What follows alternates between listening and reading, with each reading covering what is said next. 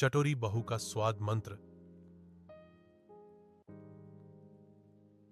गांव में एक बहू थी, नाम था लक्ष्मी, पर सब उसे प्यार से चटोरी बहू बुलाते थे।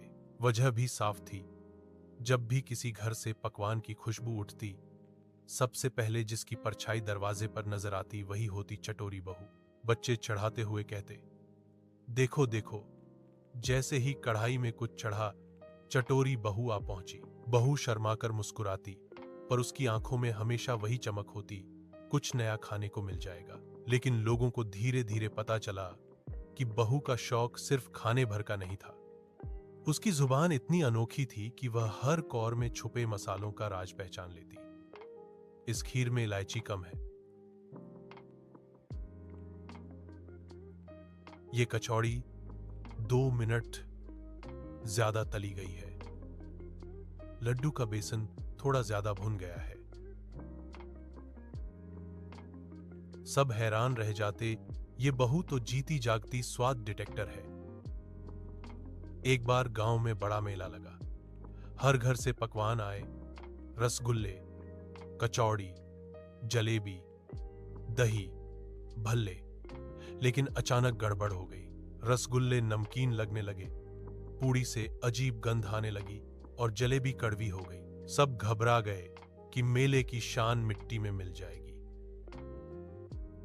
तभी किसी ने आवाज दी, चटोरी बहू को बुलाओ।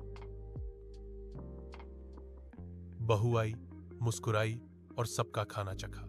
फिर उंगली उठाकर बोली, रसगुल्ले की चाशनी में किसी ने नमक डाल दिया है।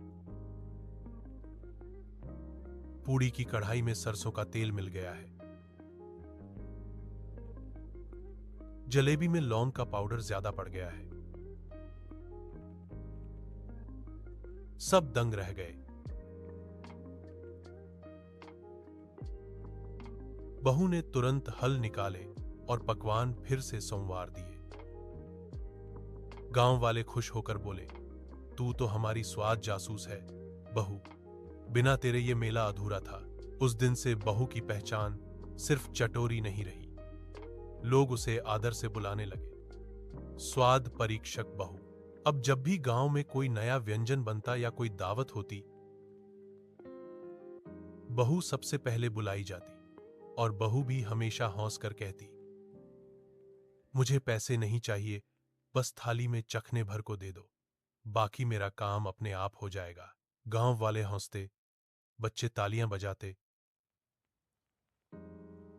और बहू अपने हुनर और शौक दोनों का मजा लेती।